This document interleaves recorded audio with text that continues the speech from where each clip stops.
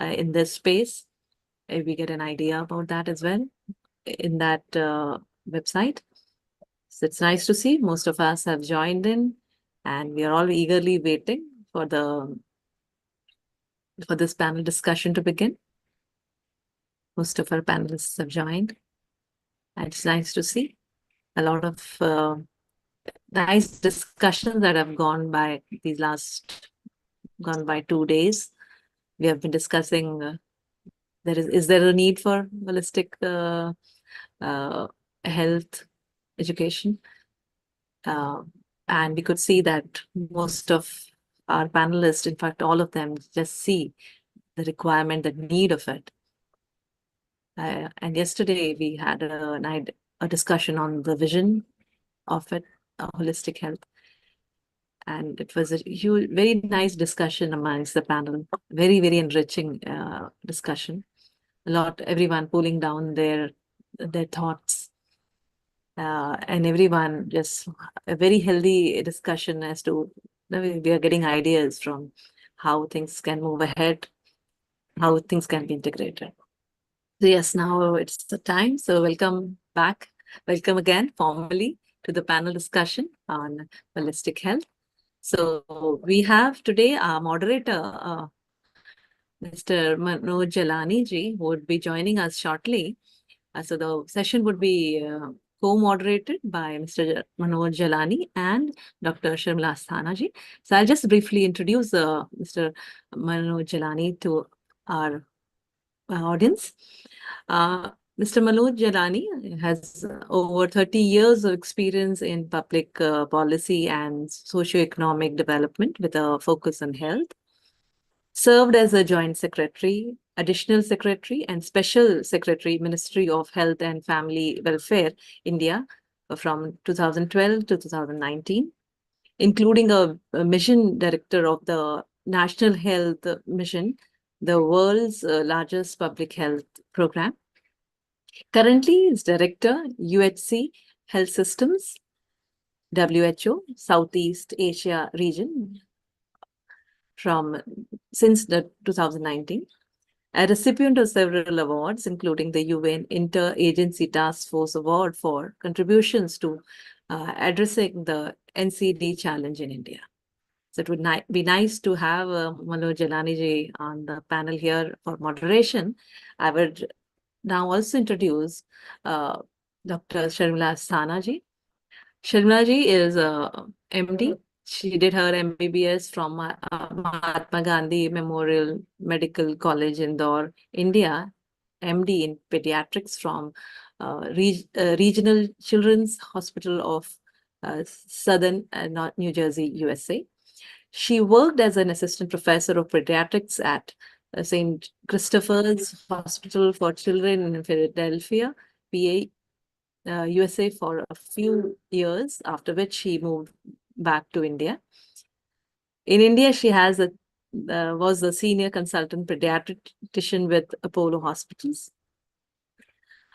We all know her so well. She's been now devoted herself full time for understanding universal human values and pursuing a holistic approach to health. So welcome Sharmila, Dr. Sharmila Asthana to moderate. Namaste, everyone. Namaste. Namaste. Welcome. Thank you, Prajita ji. Thank you for the kind words. We'll begin now. Some of us have been there for the past 2 days. Some of us may be joining new. So I will just briefly introduce all the panelists. Some are yet to join. Perhaps it might be a while, but those who are here, I will go ahead and introduce them. So we have Dr. Rajalakshmi Iyer ji. May I interrupt? I think Rita is struggling to join. Is it possible for someone to call her and help her to get on to the panel? Because I just got a call from her. She's kind of feeling a bit lost and not really being able to figure out. तो कोई अगर उनको assist कर दे, help कर दे join करने में तो she. Prajita ji, can you ask one of the tech people? Yes, Didi, I'll just do that. Yeah. Okay. Thank Didi, you. can you Thank you put so the much. phone number or something? We can, if you can. Ritaji's phone number? Yeah. Can I just read it out to you? Yes, yes. 1 second. Rita's number is 98107 Okay. 23245. 23245. 245. Right. Thank you. Thank you. Sorry, Shaibalaji, for interrupting you. No, that's fine. That's okay. If I may introduce Dr. Rajalakshmi. Dr. Rajalakshmi Iyer is from Grant Medical College, Mumbai. She has specialized in rehabilitation medicine from Madras Medical College, Chennai. And she has been with AIMS Rishikesh, where she was responsible for setting up the MD program there. She has also started and headed the Department of Medical Humanities there. And currently she is on a sabbatical from work to care for her parents. Welcome back, Rajalakshmi ji. Nice to have you with us again. We have with us Dr. Satyanarayanan ji. Dr. Satyanarayanan is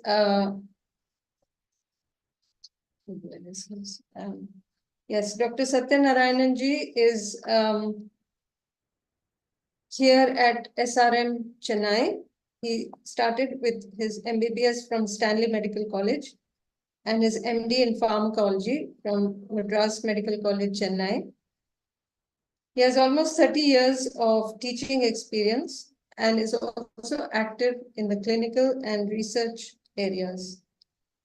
So here at SRM Chennai, he is working as Associate Dean, Student Affairs, and also as Professor of Pharmacology in the SRM Medical College Hospital and Research Center. He also serves as chairperson of the UHV committee of this institution. So welcome, Satyanarayanan ji. Glad to have you with us. Thank you, ma'am. Thank you. That's nice. Those of us who joined yesterday, we were introduced to Rita Seth ji. She should be joining shortly. We also have Rita She has Didi is joined. with us. Yeah. Oh, nice. Very nice, Rita ji. Glad to see that you could make it. Namaste.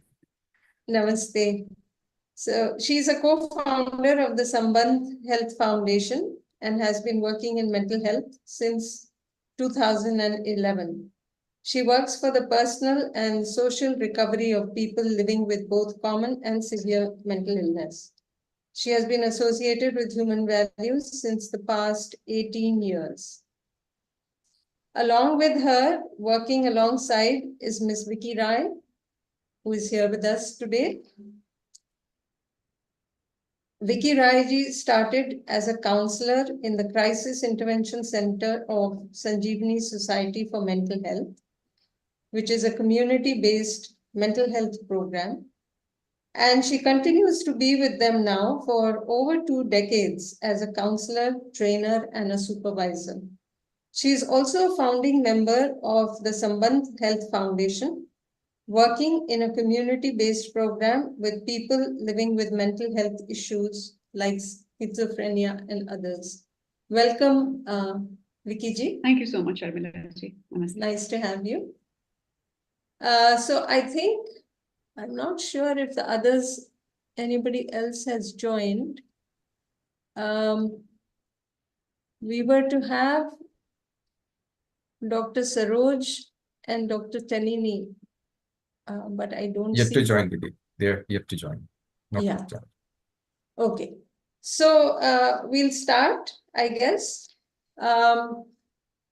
So for those of the viewers who may not have joined in the past 2 days, on day 1, we were discussing the need for a holistic perspective on health.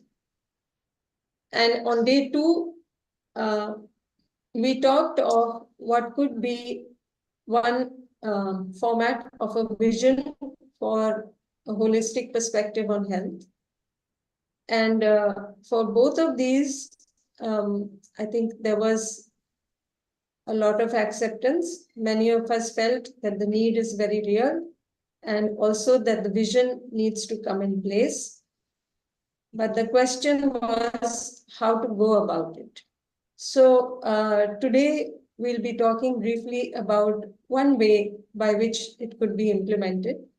The success that we have had with the implementation of universal human values gives us this confidence that this is one way that it can be brought into education. So if I may, I'll just share my screen from here. And I hope the screen is visible to everyone. Yes, Yuri, the screen is visible. All right.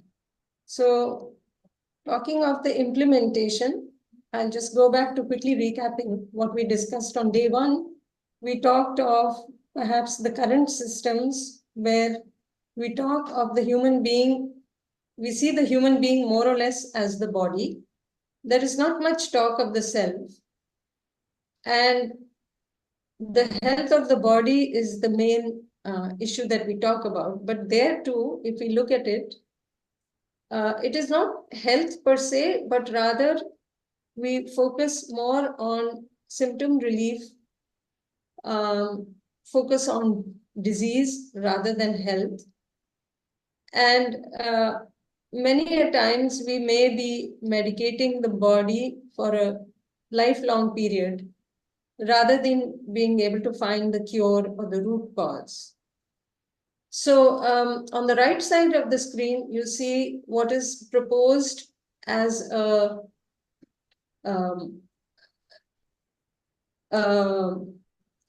holistic approach, where the human being is seen as the coexistence of the self and the body, or the consciousness, which is the self, and the body, which is material. And here the health of the self would be number one priority. Once the self is healthy, it can take charge, take responsibility of the health of the body. And one possible program of health for staying healthy is depicted here, where we can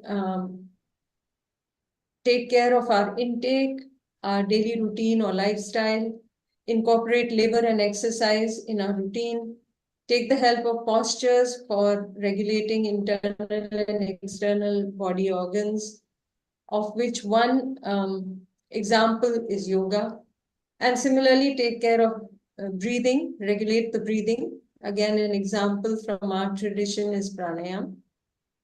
And all of this in addition to the medicine and treatment that we are already familiar with. So this could take care of the health of the body. And along with this, once the self is healthy, it will take care of the health of the environment also, which involves the family, the society, and all of nature. Moving forward, how do we go about this? So when it comes to mental health or health of the self, we need to understand the whole human being, understand the self, understand what keeps the self in harmony, so that we can give this healthy self top priority, or it would be the number one priority on the list. With that, we could then go on to look at the physical health or the health of the body, where we understand the body, understand the harmony in the body and what keeps the body healthy. So that would be our second priority. And thirdly, the conditions for mental and physical health, that is the health of the environment. So understanding the environment, understanding what makes the harmony in the family, in the society, and in the nature and existence. Once we understand this, then we can see the impact of this on the health of the body also, and the health of the self. So this 1, 2, and 3 is not something that has to be worked on separately, but we can start with the self as the priority. And while working on the self, we can also start working on the 2 and 3 part. So when we understand all these, see the relationship and harmony at all levels and our role in the existence, it will lead to health in the self, health in the body, and health in the environment, ultimately translating to the well-being of all. So what is the way forward? To understand this holistic vision for health, we need to first understand the universal principles of health. And what do we mean by that? So these principles of health are based on the fundamental reality of who we are as human beings, the environment we live in, and our role or participation in this environment. Thank you.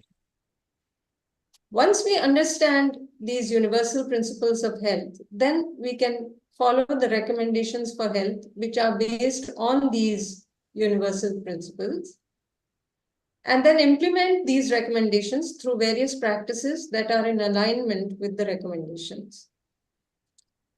To understand all of these, to help in this understanding, workshops and courses can be made use of, taking the confidence that we got from the work with human values. So if we bring this into medical education, we could start with sensitizing workshops on UHV and holistic human health in academia in medical education as an add-on to the courses and the workshops or whatever else is their curricula at present. This could be done for faculty and students. Then we could also have UHV and holistic health courses in academia for medical students. In other medical training, we could have more research on self or consciousness. And we could consider UHV and HHH courses and workshops as a part of our continuing medical education.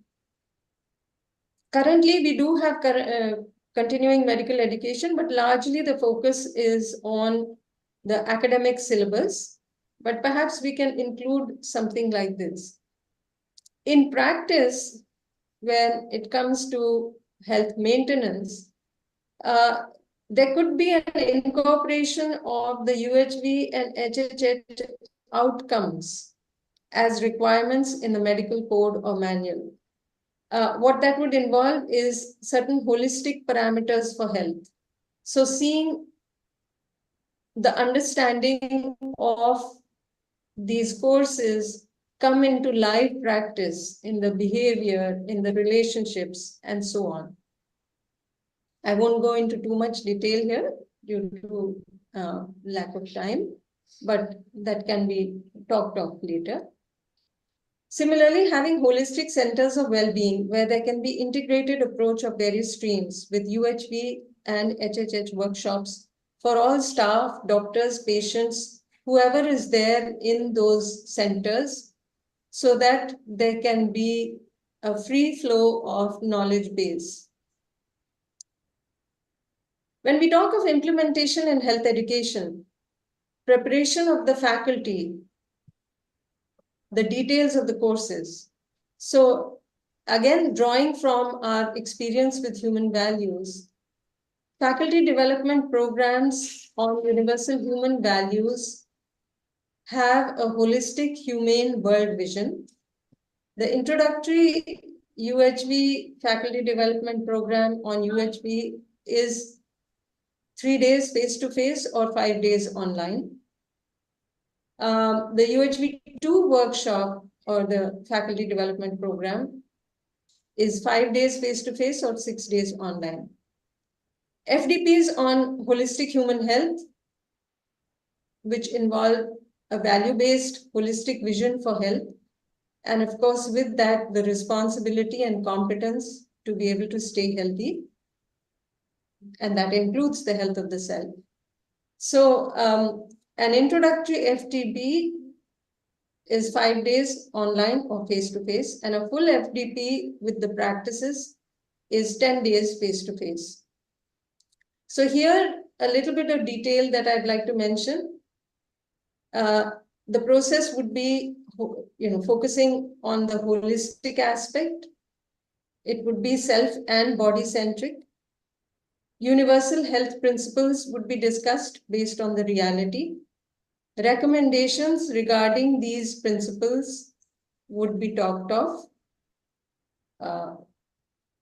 And then there would be practices like self-observation, self-exploration exercises, where we can try to understand the self and the body by direct observation. We also have something that can help us track our progress in health, what is referred to as the health tracker. We can make use of that too. When it comes to courses for students, 1 semester, 3 credit courses can be made use of. For students as add-ons to the main syllabi, UHV1, Introduction of Universal Human Values, could be part of the student induction program. This has had a huge success in the engineering side. And so we can see that the students are ready for it. We just have to sort of, make it happen.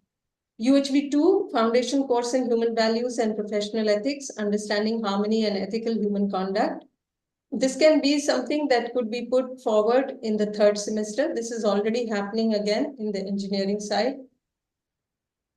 A foundation course in holistic human health, its philosophy and practice. This would have the fundamentals from the base of universal human values, and of course, pertinent to specifics in holistic health.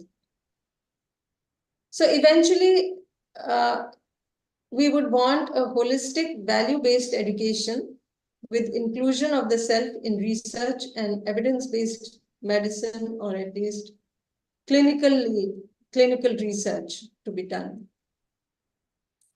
And like we mentioned, implementation in health maintenance would involve counseling and wellness centers, holistic centers of well-being, providing an integrative approach to the well-being of all, in addition to the current system of medicine that is available.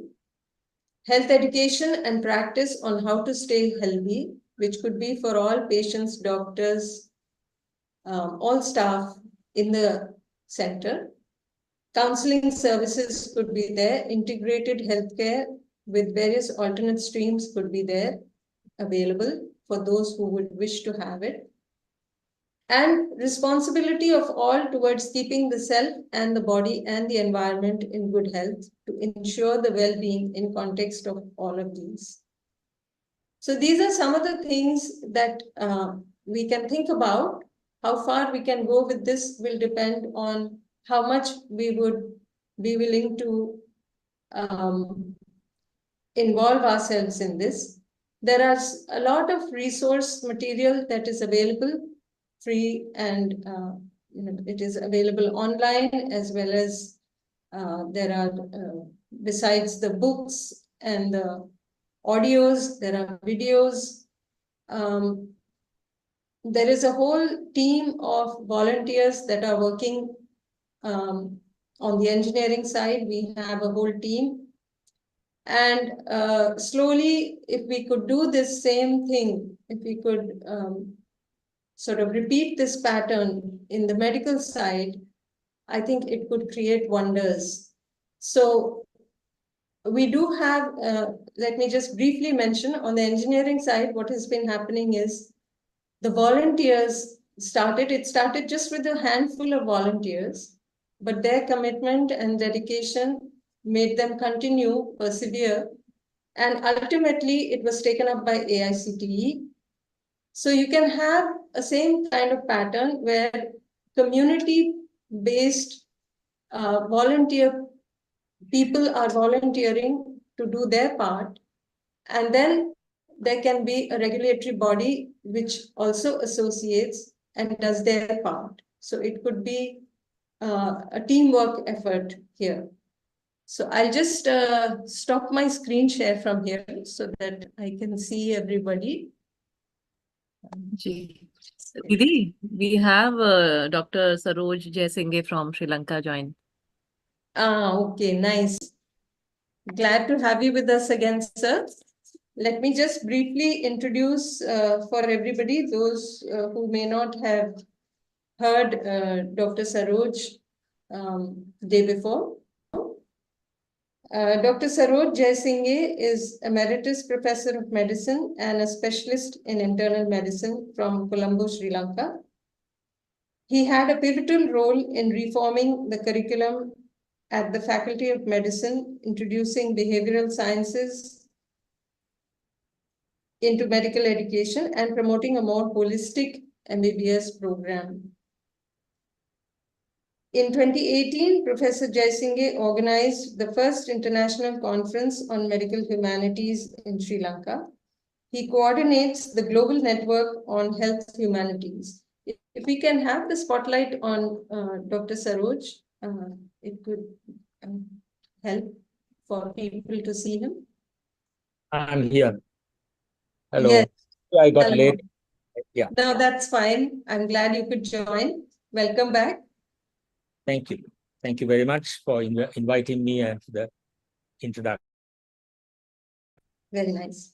First of all, I think let me just ask everybody on the panel what they thought of some of these ideas on implementing holistic health, this vision for holistic health. If you were able to hear some of it, Dr. Saroj, we'll start with you. Otherwise, we'll come back later.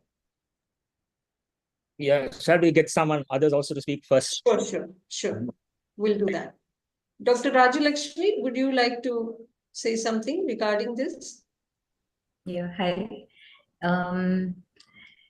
So I think the National Medical Council already has modules of ATCOM, but I think it's a very sort of desultory approach, and there's just the framework.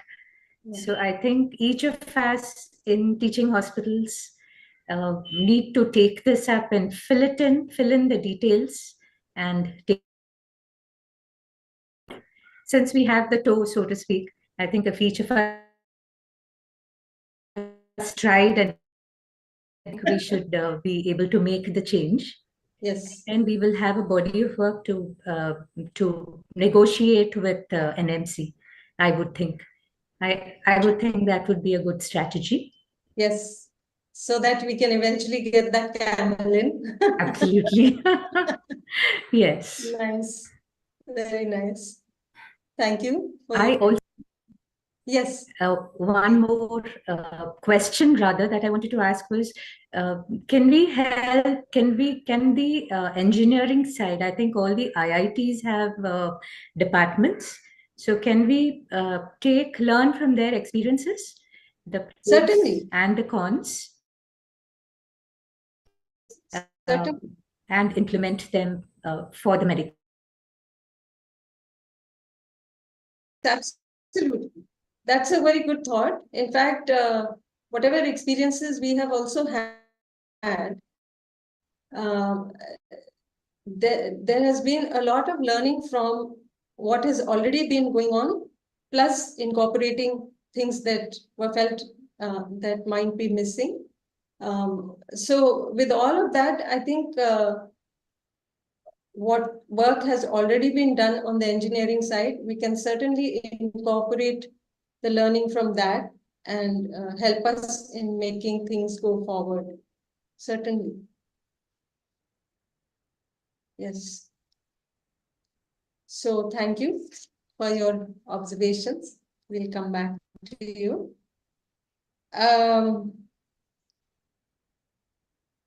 Dr. Satyanarayanan, if I may ask you. Yes, ma'am. Yeah. You, in your institution, you have had human values courses running. Yes. Yes. And this is medical college, right? Exactly. Yeah. Yes. So if you would like to just mention when you were setting up, Yeah. how was it like? Were you able to get some help in setting up, or Yeah. how did it work out? Yeah. Thank you very much. Actually, the setting up was the intention. Once we got the intention, everything went very well in the right direction. Actually, UHV Foundation has got all resources. As in the morning, Sri Rajal Asthanaji mentioned, a lot of resources are there. Almost everything is there. PowerPoint presentations, as well as all the help what are required. And our university has got active university. I mean, sorry, Universal Human Values Cell, which is coordinated by Dr. Supraja. So we regularly conduct all the programs, UHG 1, 2, 3 also we have completed, and sensitizes the faculties for human health resources, as Dr. Sharmila Asthanaji has come as a resource person. So we got everything in as the FDPs, we've done it. So based on that, we plan to introduce this to medical students. Actually, NMC has not clearly directed anything like, but it has mentioned values in the goal of the Indian medical graduate. So, but they suggest only the outcome module, attitude, ethics, and communication. And they given little liberty to introduce, other things also. So we thought of introducing this universal human values, the one part to the students, and it was welcomed by the students very much. It is a value-added course actually, for planned for 15 hours for continuously for 4 days, and they welcome very well. So after seeing the feedback, we introduced this to second year students. The same students now in second year, we have presented into the academic council and approved of the USU 2, Universal Human Knowledge 2, which January will be taking them the classes, the USU 2 classes. And recently, the new MBBS for Russias had come. So we introduced them in the foundation course itself as a component of module. So it was similarly 1 week we conducted 2 hours per day, 15 hours. And again, it was welcomed very much by the students. They gave a good feedback. So everything support was given by the University Value Education Cell as well as by the UHV Foundation. So it was very simple. We want to implement this UHV, we can just intend that, you want to implement very easy Nice. thing.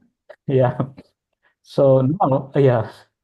So now we are going to introduce UHV, I'm sorry, that Holistic Human Health, Triple H course as a part of the elective subject in third year. So the NMC has given a little thing, electives part that we can for many subject, So we are going to introduce that in the third year. It's a 4-week course, so we'll be planning that, soon. So that's what, we introduced all this to 1 and 2, now into Triple H. Yeah. Very nice, Dr. Satyanarayanan. So the message I'm getting is that we just need to decide, and Exactly. Yeah. Yeah. the help is available, or Yes. Yes. it's not difficult. Yeah. Certainly, that is very, very encouraging. Thank you for your observation regarding that. Yeah. Coming to Dr. Saroj, would you be interested in getting to know more about some of the proposals that were discussed regarding health? And I'm afraid perhaps you have not been able to hear fully the vision for holistic health or the implementation part. But if we had some sensitizing introductory workshop, would you be interested in participating in that and getting to know more about this vision, holistic vision for health? Dr. Saroj?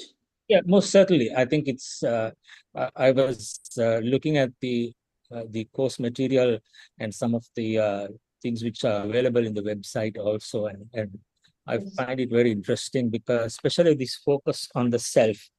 And this fits in very well with the tradition of virtues at the end of the day, because the idea is that if you're virtuous, then your decisions would be also virtuous. So, and you will be making the correct decisions as regards to your health, as well as in care of others. So, I think there is inadequate focus right now in the certainly in this in the modern medicine culture to look at improvement of the self. Yes. And this, I think, is a unique contribution we can make from this region, because our religious traditions are all inward looking in the sense of trying to improve the self. I am more familiar with the Buddhist tradition, and there the whole focus is on trying to improve the person, even though there is this, the ultimate aim is to move away from the self as we know it, because selflessness and being less selfish, or you may call it in different ways, is considered one of the most important facets of Buddhism. So I think there's a lot of work which we can do in trying to find out what we want and what we mean, and sharing our experiences, and most certainly, yeah, I'd be interested. Very nice, Dr. Saroj. Very happy to get your response, and I think you have kind of got the gist of what the whole thing involves. Like, if we are working on ourselves, making that journey inward and being in touch with the divine part within us, which all of us have, the virtuous part, then compassion, gratitude, and such feelings, such virtues will not have to be necessarily separately taught, because then it would be a part of, in our living, it would be reflected. So yes, that's a very nice way of putting it, and I think that is very, very encouraging for us. Dr. Rajalakshmi, can I ask you, would you be interested in getting to know more about some of these proposals that were discussed in the Holistic Vision for Health? Oh, very much so. When we started the Department of Medical Humanities at AIIMS, I think that was in response to a lecture that was given in AIIMS. The lecturer, I don't remember who it was, just casually happened to mention that, universal human values ought to be also part of the curriculum. And that's where it started. And because I had some exposure to medical humanities, I think I was picked. And it was very much like floundering in the dark. I always look to Harvard and Eton for ideas, which I did not agree with. And what also happened was COVID happened. So in the 3 years that I was at Rishikesh, we did a few programs, but we would have loved to have guidance, and also would have loved to network with you and with Dr. Saroj. I think we could have done so much more. So yes, most certainly. I think it's never too late. And as Dr. Satyanarayananji mentioned, we just have to go ahead with the intention, and I think things start falling in place. And I think the time is right, if I may say so. There are times when one, struggles and has to fight a lot of practices that are already in place and so forth. But these are very encouraging times, in the sense that there is an awareness of some sort that this is something that is required for all of us. So to some extent, there is readiness also. I won't say in everyone, but there will be ample numbers, I think, who will be able to see the benefit of this, or be able to see the goodness in it. And we start with whoever is willing and ready, and have it as something that is a choice and availability. What I wanted to share was that in this, what we have been doing with universal human values, this concept that something that has to be put forward in education must be something that is universal. It should be something that is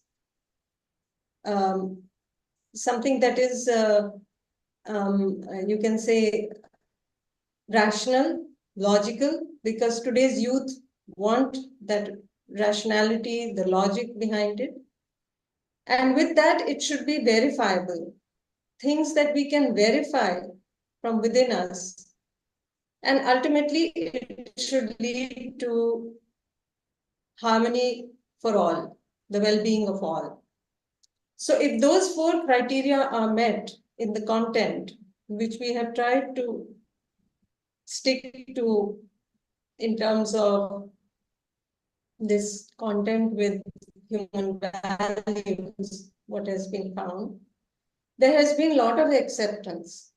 I think one of the key reasons for success that students have mentioned that is put forward in proposal form, it's not in do's and don'ts. So they are more open. They don't feel pressured to believe something, or, nothing is being forced down their throats, so to speak, but that they are free to check it, to verify for themselves and decide for themselves if they would like to go along this path or no. And I think that is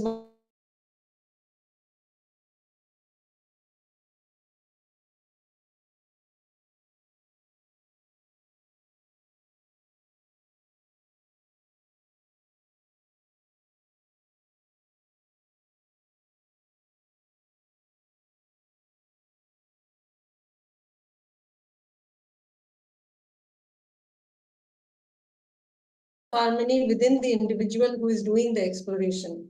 So they are immediately able to feel that calm, that sense of stress level going down. They feel, more willing and able to do things outside also because of their internal state being so much more at ease. So I think those are all learning points. And if we stay with that, then there is a lot of scope. I'm just looking at this poll.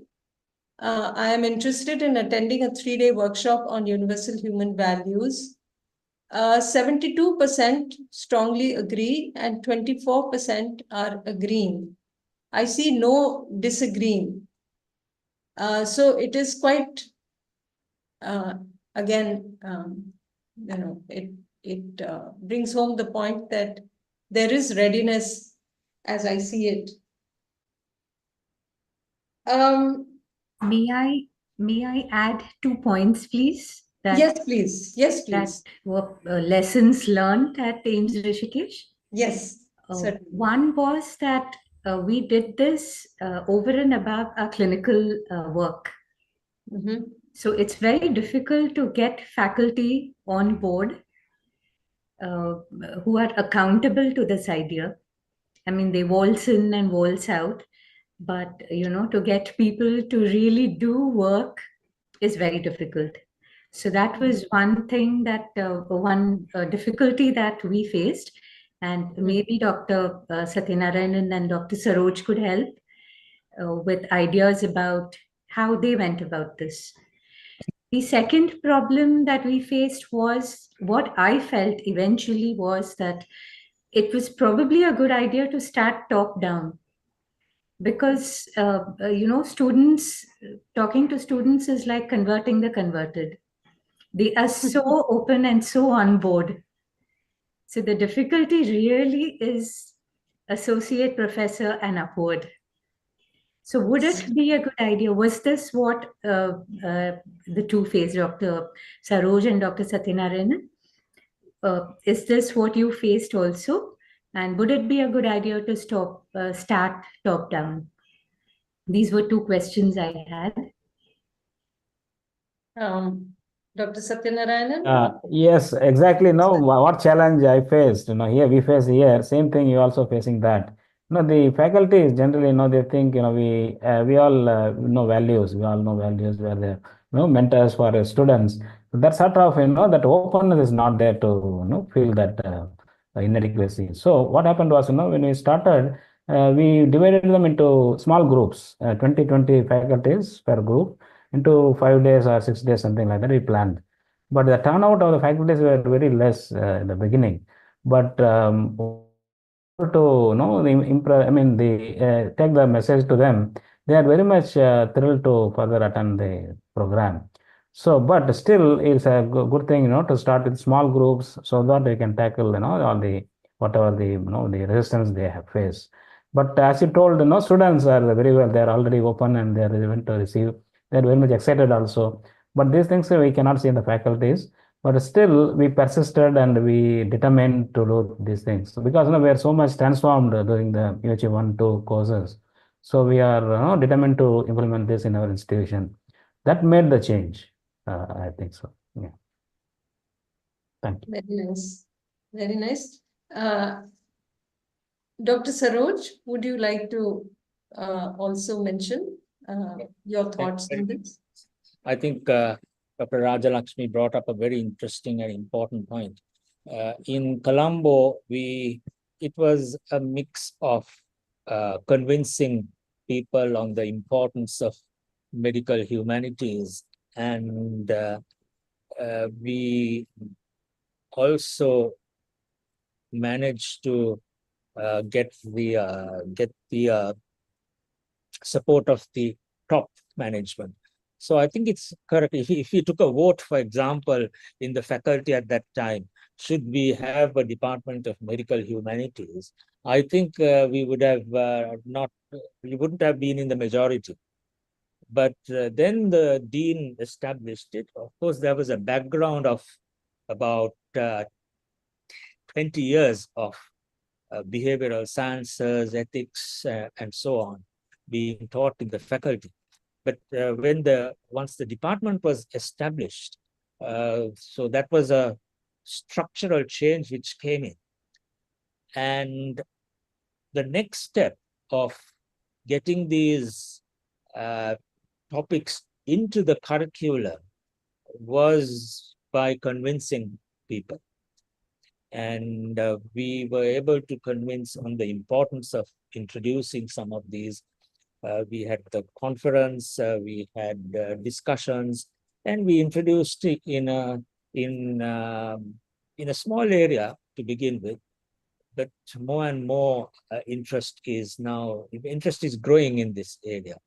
So I think at some stage we must discuss what are the methods we have to bring in these values and changes to the self. And perhaps we can share some of the experiences we have in this area. And certainly there is research now available on the use of arts and humanities in changing the self, changing the person, or rescuing the person. So I think we can discuss that also at some stage. Yeah. Thank you. Yes. Very nice, Dr. Saroj. Good to get your inputs on this.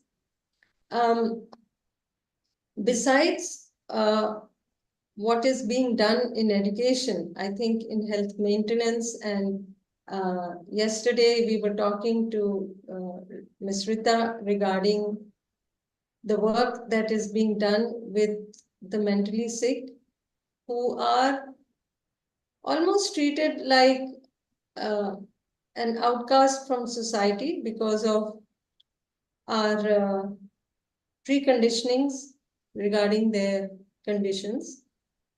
So I think this would also be something that could be looked at from the perspective of health maintenance for those who are either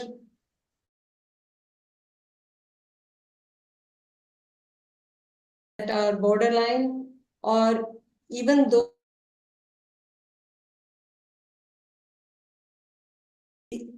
over that line yet, but maybe close to it. So if Rita ji or Vicky ji would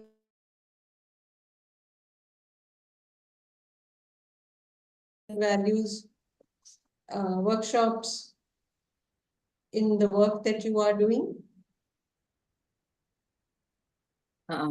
Vicky, would you like to respond? You can start. If I feel the need to add something, I will, but please go ahead. Okay. Uh, so I think what we have seen in the work we do is, I mean, just to give you a little bit of history, which will be kind of self-explanatory. When we came across, we actually started Samban with the intention of having family self-help groups only. For the purpose, and the purpose was that we experienced a family self-help group of families living with severe mental illness in Delhi, and there was only one such group at that time.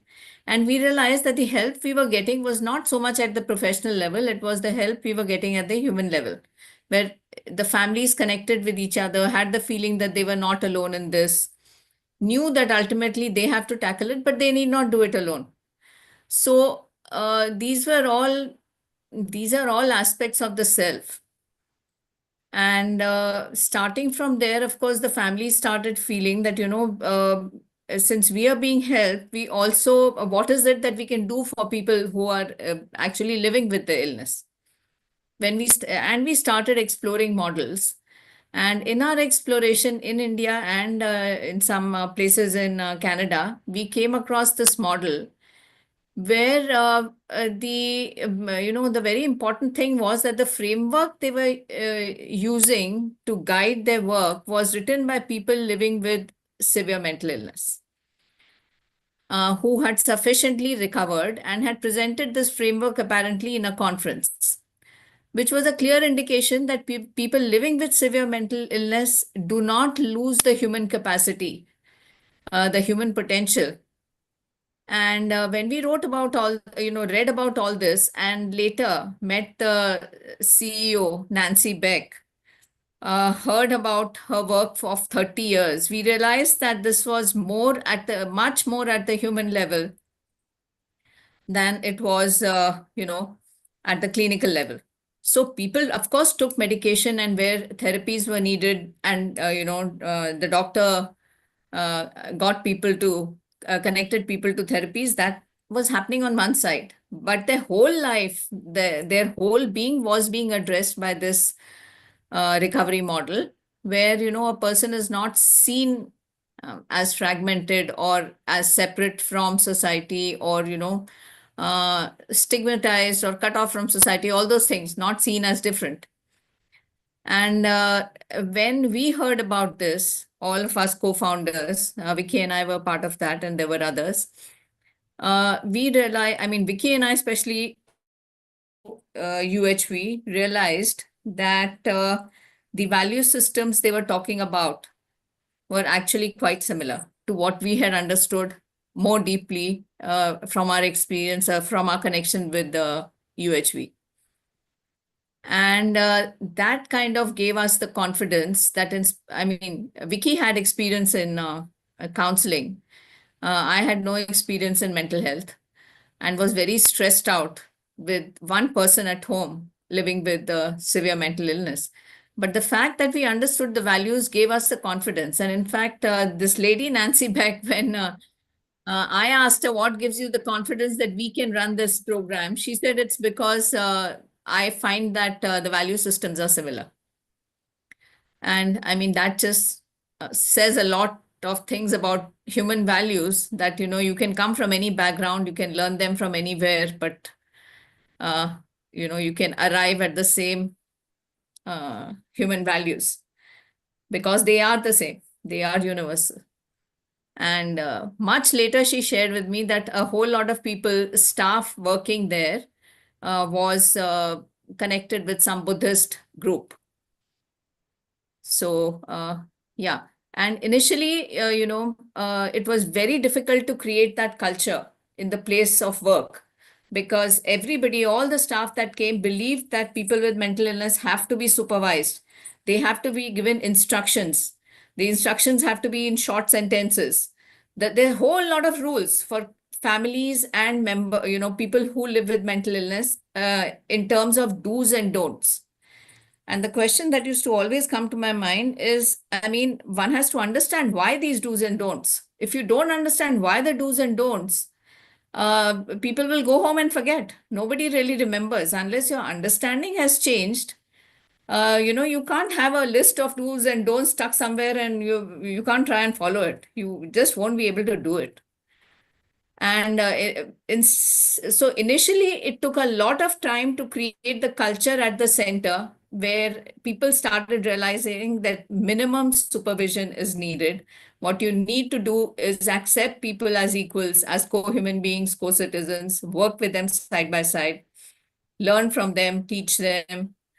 I mean, it's basically a very, so supervision has very little role in this. And that is what helps people come out with their strengths. If they're being supervised all the time, then they'll be followers and they won't really, there's no growth in following all the time. So I may have deviated a little bit from the question. I'm sorry. No, that's fine. That's fine. I think it is important for us to get your background in this and the work that you have done and how much success that you have had with the people that you're working with. I think it has been, perhaps life-changing for many of the people that you have worked with. And the message that I got yesterday and today is acceptance. If we can see the similarity in each other, I think that speaks volumes. With that, the flow of the relationship, the compassion, all of that comes very naturally once we accept the other as similar to us, which is the core part of even universal human values in the form that it is being taught now. And in fact, at that stage, when the staff was not accepting, it was really getting difficult. People kept leaving, staff kept leaving. That's when I thought that, maybe, people should go through the universal human values content. And we started sending staff for these Parichay Shivers for the introductory workshops. And that really helped. Because though there was a lot of resistance in the beginning, people started thinking that, we were trying to make them follow some religious course, which could be, but once they attended the workshop, they realized that this is, not confined to any religion or any, limited perspective. This is a very universal occurrence and universal Very value. nice. So, Nikki, would you like to add to anything in what Rita ji has been saying? Well, I think Rita has kind of laid the foundation and explained it pretty well. If I have to add anything, I would just want to add that traditionally in modern psychology, the problem has tended to be located in the person, whereas we have understood that the person is not the problem. The problem is the problem, and the problem is mostly social. In fact, the lens that I have always used in my practice is that the mental health struggles that a person or a human being is experiencing have less to do with them and has more to do with the idea of social justice. So social justice has always been the lens through which we have looked at a human being and the struggles that the person is having. And given the context and the culture that we are currently living in, it puts immense amount of pressure on the relationship that we have with the self and the relationship that we have with the world around us. And given that struggle and given that stress, it's when that we begin to experience something that gets labeled as mental health problem. And clearly, if we start to look at the mental health issues, then it has a direct impact on our lifestyle, impact on our routine. And if it has a direct impact on our lifestyle and routine, then clearly it's going to have an impact on our social health. So our understanding has been that recovery is not merely a clinical recovery. A recovery is a recovery only and only when it's a social recovery. So our vision of human health comes from UHV, first of all. I have immense gratitude that I got introduced to UHV all these years ago, and it has knowingly or unknowingly, consciously or unconsciously has been my guiding light. Even though I have studied some professional ways of counseling and therapy, but fundamentally at the core of it all, UHV has been the driving force and the guiding light for me. So I would say that I think in what you had shared, Sharmilaji, right at the beginning, about shifting from human being is equal to body to human being is equal to self. So if the self, which is not fragmenting into body and mind, because bodies and minds are under immense stress and pressure now. So if we kind of treat them together along with the relationships with the world around us, which is our families and the communities. In fact, both the programs that I have been associated with are all both essentially community-based programs. And one thing that Rita did not mention is that in Sambandh Health Foundation, when we started, we took a very conscious decision of inviting people who work with us, that is the staff members, from the background of social work and not from the background of psychology. Not that we have anything against people with psychology backgrounds. It's just that we felt that people from social work have a wider perspective of how to look or where to locate a person. Because modern psychology locates the problem in the person, and not even in the person. It starts to locate the problem in the body, and hence the medication. And hence no recovery work really being done in a larger context. So that's all I really want to add. Very nice, Vicky ji. I think it draws attention to something that we notice very often in the medical field, and I'm sure that the other people from the medical field here might be able to see that very often patients feel more comfortable around nurses. They feel that nursing care incorporates some of these virtues of kindness, compassion. But when it comes to doctors, many of them are not so comfortable regarding these sort of kindness, compassion kind of virtues. Because somewhere I think perhaps it's, the training part where we tend to focus on the disease or on the patient and how to get the disease treated, that sometimes we lose sight of the person inside. And so I think that draws home the point again about seeing the human being as a whole rather than focus on the body or on the disease. So thank you for that, for your observations. I'm just looking at another poll regarding interest in attending a workshop on holistic human health, and 73% strongly agree, meaning they are interested strongly. 24% do agree. Again, very small percentage, 3% neither agree nor disagree, and there are certainly no disagreements. So again, some very interesting statistics. Going forward, I think one of the challenges that could be faced could be regarding, pushing this forward with regulatory authorities and policy makers in medical education. And Dr. Rajalakshmi, you mentioned this briefly in what you were saying. So if I can get your thoughts on how we could go about this, if we can brainstorm together and come to some.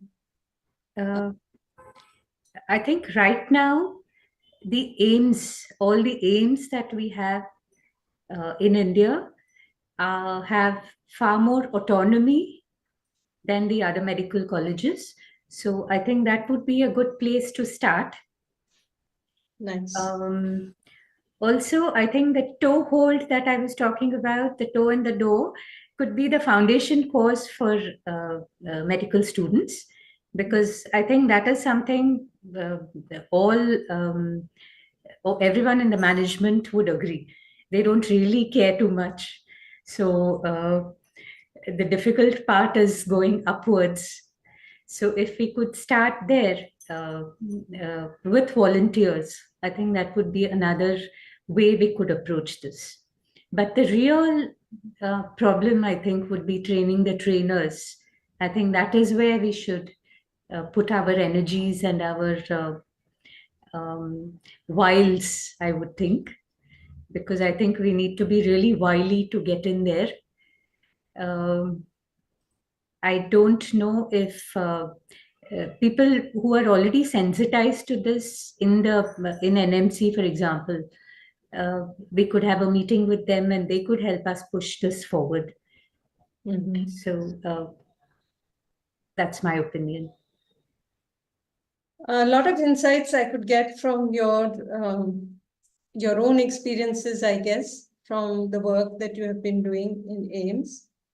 And I think it is important to start, like you said, with places where there is some freedom, there is some autonomy, there is not so much of a binding of the curriculum, or at least there is something that one can add on as elective or some sort of thing like that. And so certainly that is a possibility. Also, what you mentioned regarding starting for students with volunteers and training the trainers. In fact, going back to the experiences we've had with the engineering colleges, this is how it was done, essentially, that even when we need to train the trainers or when we have to start with students, ultimately you want somebody to be able to run it in that institution. So it started with volunteers training the faculty, and then the faculty carrying it forward to the students. And that's been multiplying and going forward in that way. So I think we are fortunate that this kind of background has, this spade work has been done with the engineering colleges.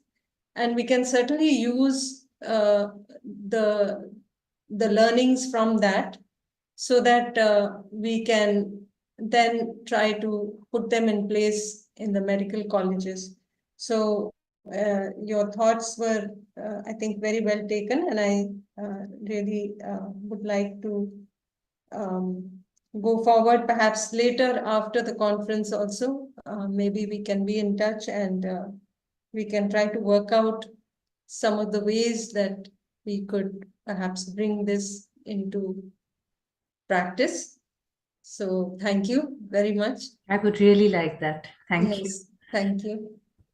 Dr. Saroj, your thoughts on this question regarding possibility of implementing with regulatory authorities and policymakers in medical education?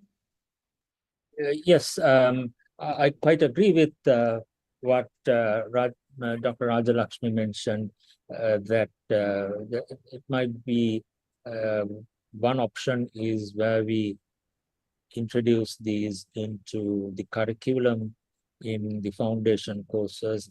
And I think it's very important that we include these as part of the curriculum, not other activities, not part of the hidden curriculum.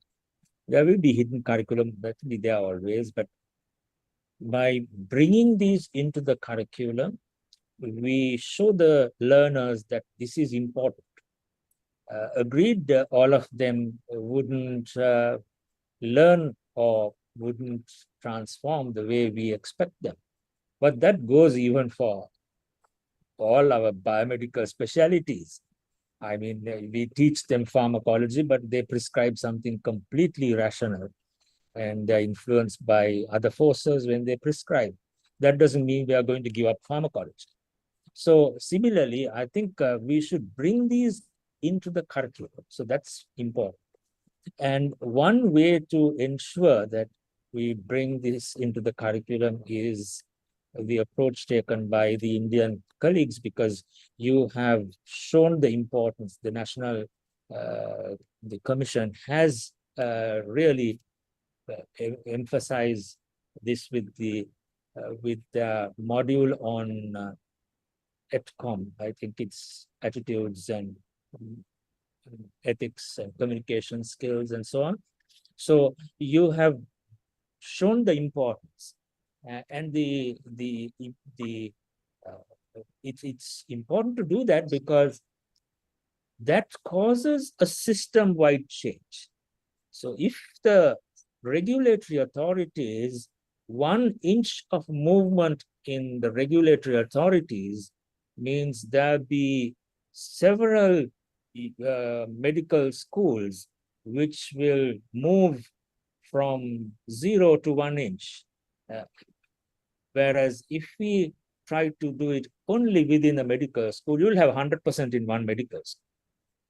But the impact is going to be much, much wider to the system if we change at the regulatory authorities. And in some of the work we've done, when you surveyed the regulatory authorities, they do speak about compassion and empathy and so on in their guidance to medical schools. But then they are weaker at the other levels. So how do we ensure that values are being adhered to or being reflected in the assessments? How do we ensure that certain aspects of teaching learning are included in the medical schools and so on? So I think it's a very important area, and that's to convince the regulatory authorities.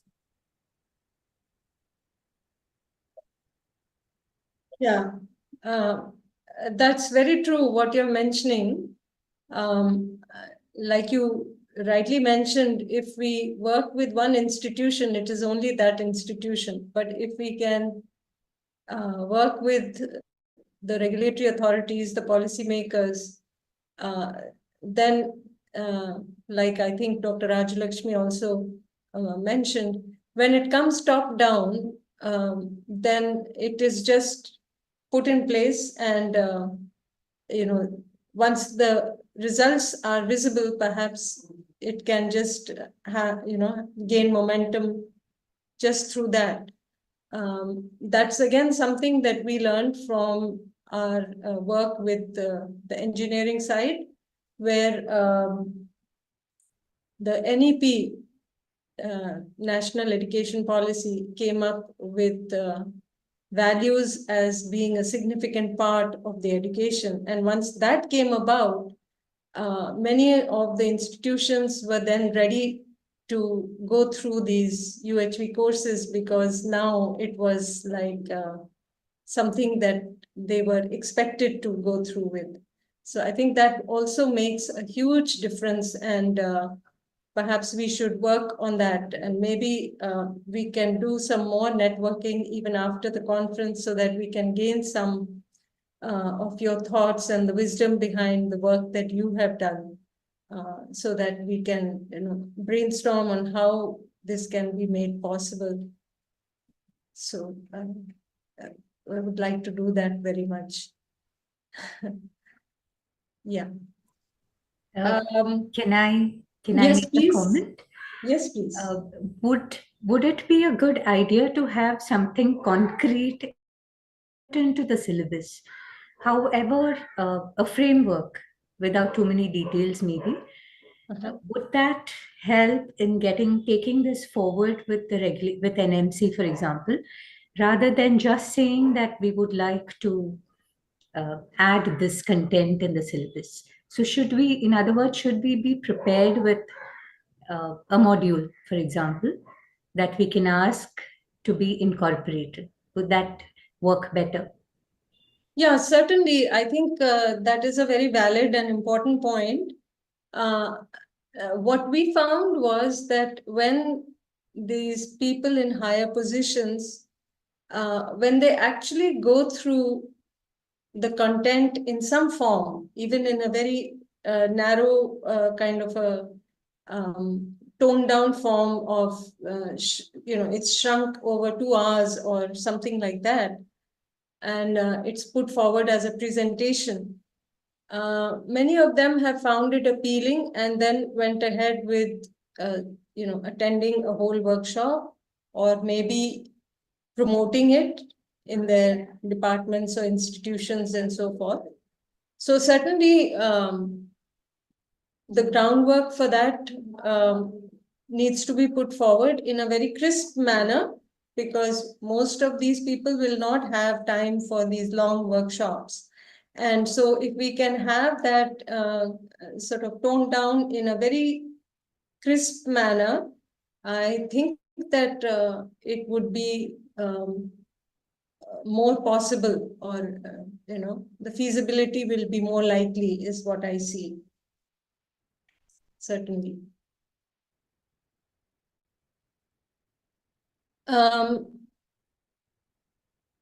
There is another poll on holistic wellness centers having health educational workshops and specialists from various streams of medicine. Are they essential for educational institutions, and should they be made available to the general public? Again, 73% say they strongly agree, 20% are agreeing, 7% not sure, but no disagreements. So I think here also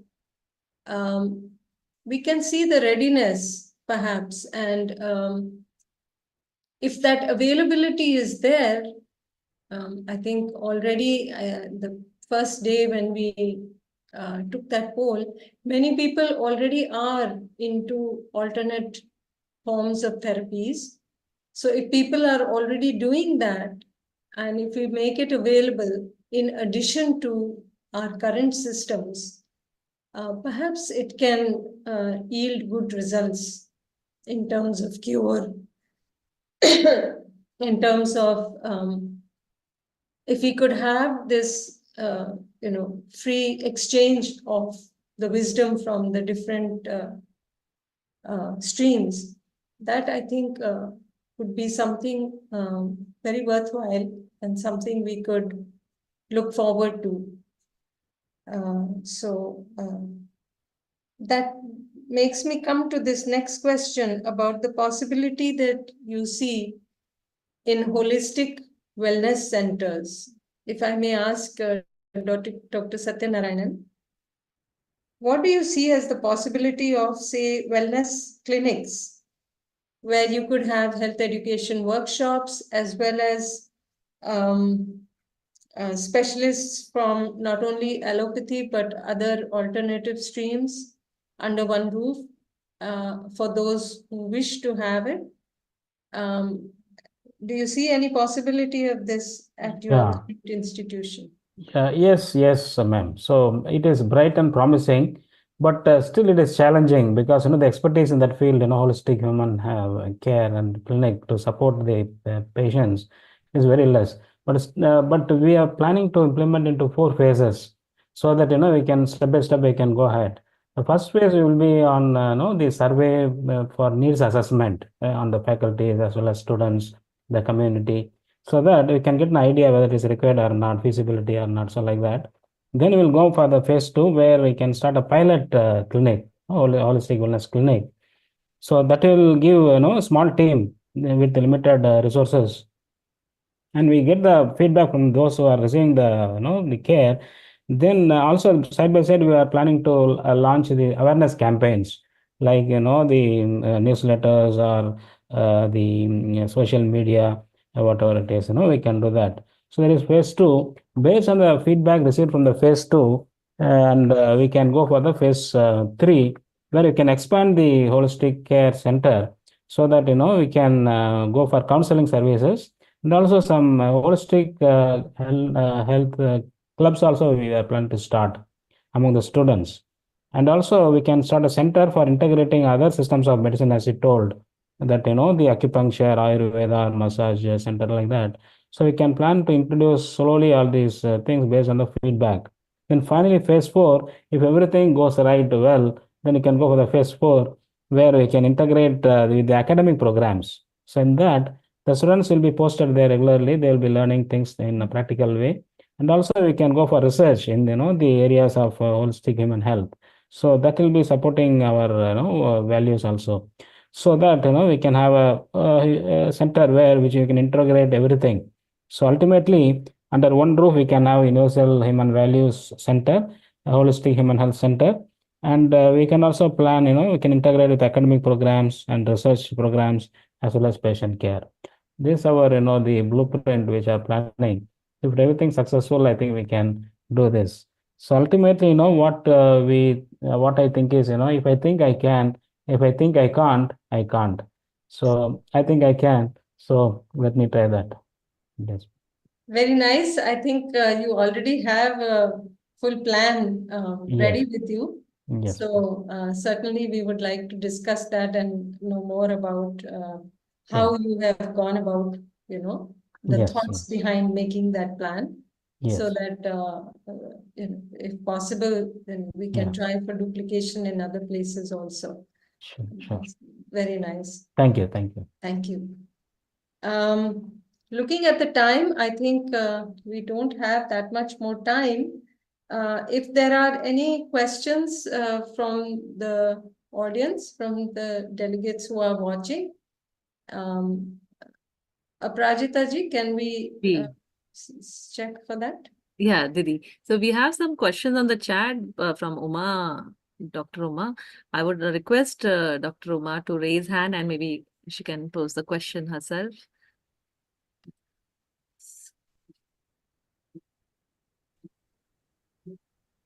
A very good morning, ma'am. Am I audible? Yes, you're audible. Welcome. A very warm morning to all. I'm Dr. Uma. I'm actually a professor of medical genetics at Mahatma Gandhi Medical College, Pondicherry. And also I'm the principal of School of Allied Health Science. Ma'am, you've been talking more about the medical students, even though I'm there in the anatomy department taking all classes for them. I do find that there are other medical professionals, paramedical professionals, like the allied health science students. We've got the nursing students, we've got the physiotherapy students. I feel this kind of holistic human approach needs to go to them. I agree it's quite difficult for us to bring up a curriculum for the medical students. But there are other non-regulatory courses like the allied health science professionals, where such courses can be a part of an elective. And I'm very happy that I'm a part of this. And one more thing is, we've been talking more about the holistic approach of, the genders.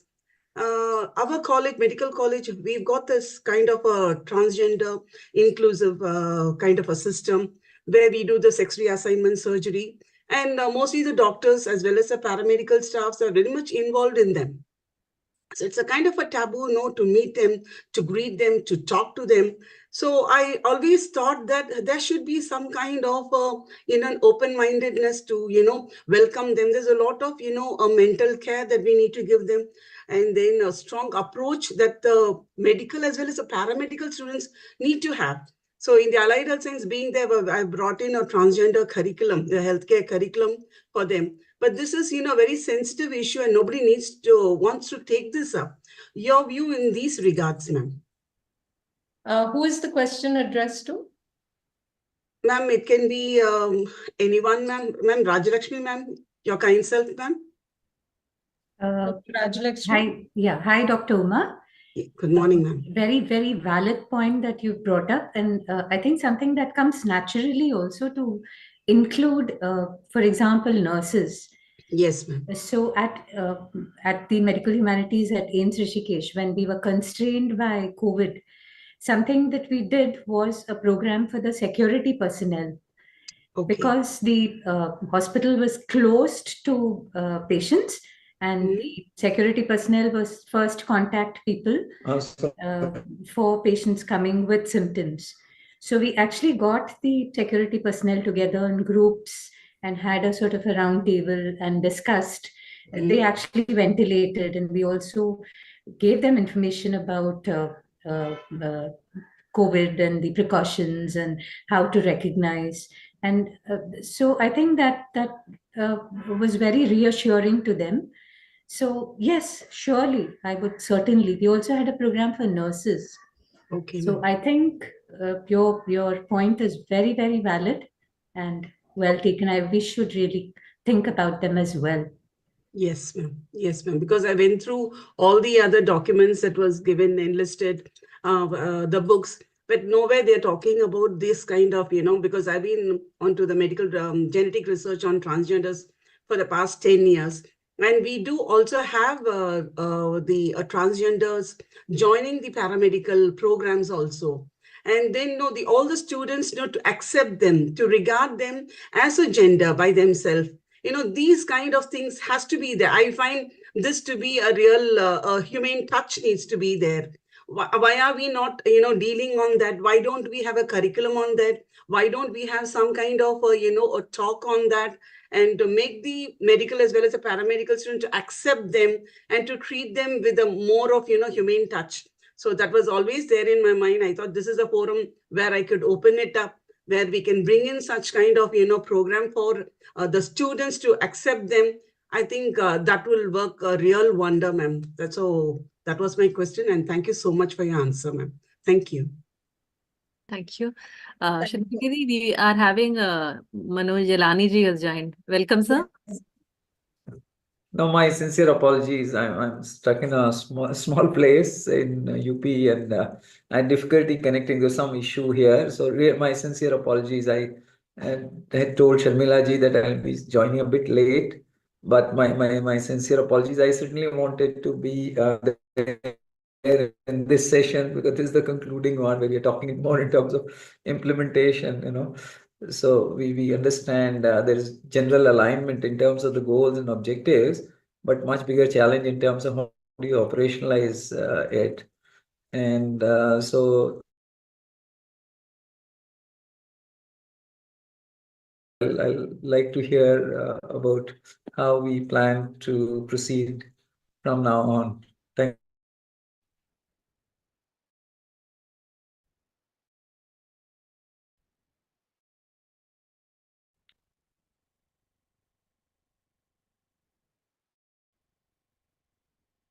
Hello. Ji. I think there was some audio connection problem. We were not able to hear last part of it. Like most part of it we have heard. Shrimati Didi, are you there? I think Didi has got disconnected. Yeah. Didi got disconnected. Yeah, Didi got disconnected.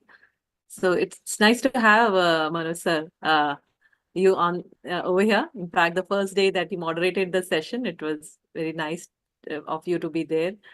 And we were in fact waiting for you to be here as well. But we did have a very nice discussion amongst all the panelists who are present here. The nice of you to have joined in. There's one more hand raised, Didi. Yeah. So we can, shall we take another question also till Didi may join? We have Bedi ji with us. Ji. Welcome, sir. Ji, namaste everybody. Namaste. So my question is not aimed at one. I think it is to all of the panelists. This is a reflection. Yesterday I raised my hand again and again, and I was not given opportunity to ventilate my feelings. Now again, I am from literature point. I am a teacher of English, and even I taught Greek language and Greek literature also. So my question is, if I am not using any medical term, so then am I allowed to use certain medical terms? And that my question is not only question, it is diagnostic and therapeutic in nature. Am I correct in using the correct language? So first of all, I think that we were talking of the gap between the self and the body. And I think these days the people they're suffering with so many problems.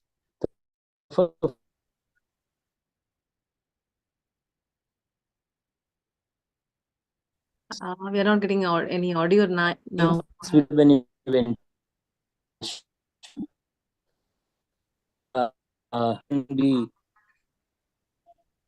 Hello. Yeah, Vediji, actually, we are not able to get a Hello? proper view from your end. Were you able to, panelists, I would say, were you able to get Vediji's question? No, he's not My audible. question is that. Ji. Hello, is it audible? Is it audible now? Yes, Hello? now it's audible. Is it audible? Yes. Yes. If you can briefly put yes. your question. Yes, I am briefly putting my question. These days, I think the people are suffering from so many problems. The first of all, the problem of the ventilation is there. Excreta is not allowed to go out of the body, and no purgation is there. And my next question is there. I think this is a very serious question. Why the medicines are advertised on the TV or again on the you can say the media? I think it is only India that where the medicines are advertised by using certain ambassadors, certain celebrities. Don't you feel it is illegal? Some medicines are advertised on the television, even on the social media. I think it should be illegal, declared illegal. And the other thing is that, and now we are suffering from a serious problem of alienation. Now we see the families are disintegrating, children are going wrong, they are becoming rotters. If So I then may I think that respond, Bediji. yes. Thank you.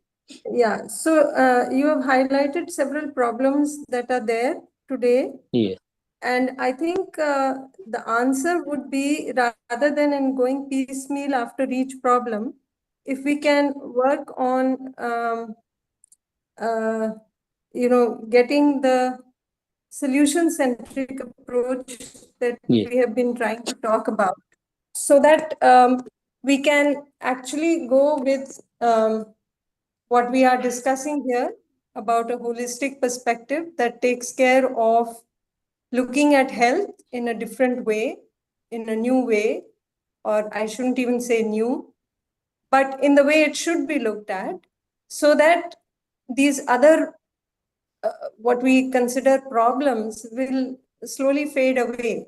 So rather than put our attention to the problem and try to get rid of the problem, if we can focus on the solution, I think the problem will go away. This is what we are trying to do here.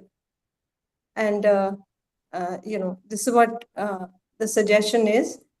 Unfortunately, we are almost out of time. I think we are out of time. So perhaps this can be discussed outside of this forum also. Thank you, ma'am. Thank you.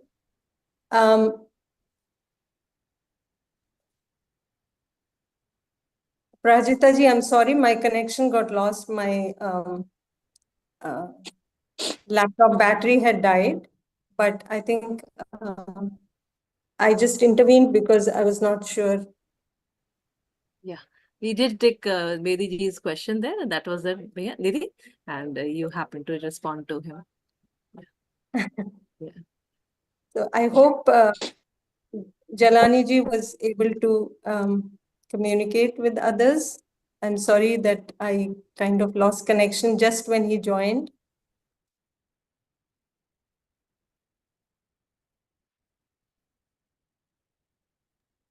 Thank you so very much. My sincere apologies. I couldn't join in time. I thought I'll be able to join in, but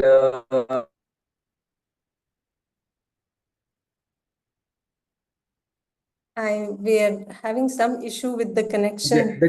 the journey itself. Oh, okay. I'm in a very Now small we place can in hear UP you. at the moment. Now we can hear you. I just yes. So okay. No, some issue with I the think, connection. and the good thing is, oh really, I'm so sorry. So we are there with such distinguished, eminent panelists, and every, I see there are some challenges. Shall I switch off my video? Maybe that may help. Yeah, If I certainly. switch Yes, sir, off that my helps. video, let me switch off. If I switch off my video, probably things may sound better. So yes. Yeah. no, I was just saying a couple of things. One was that the journey itself, rather than the end goal, together with so many panelists thinking along similar lines, is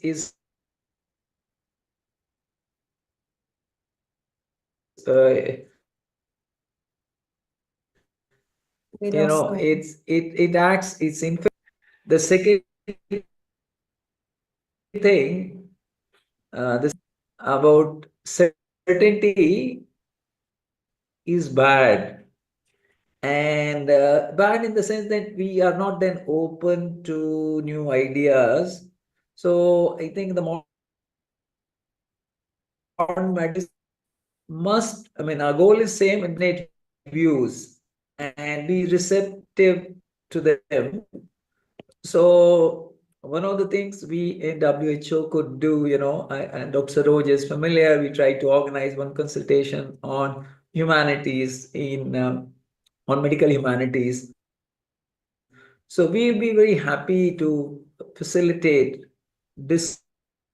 discussions around the holistic health. There is a discussion around holistic health, around One Health, around but it's in bits and pieces, and there's still a fairly biomedical view around why these alternate approaches and alternate ways of looking at things, and it's important to investigate further into this, to delve much greater, so that we ultimately reach our ultimate goal of holistic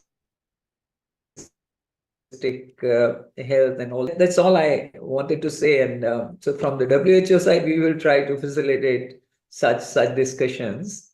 And I couldn't listen to all the other commitments, but I can just seeing the panelists, very distinguished set of people here.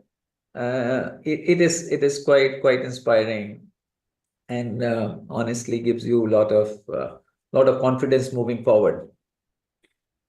Yes, Jalani ji, Thank I you. must mention that before you joined, we had a very, very fruitful discussion with all the panelists.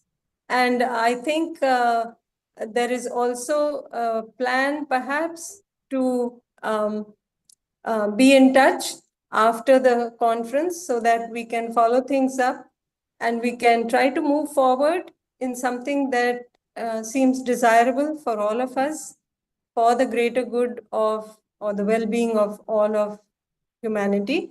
And I think that this conference has been a kind of a path breaker in a way, so that I think we can join hands, like you mentioned, and work together in the coming days so that a difference can be brought about for the better. So thank you. I would say thank you to all the participants for being with us, for sharing all your valuable time. Jalani ji also, I'm so glad that you could make it. And thank you, everyone. Thank you, everyone, for joining in. At 12:30 again, we can join in with the sharing sessions. So do join in for the closing session also. So with that, we can close this session.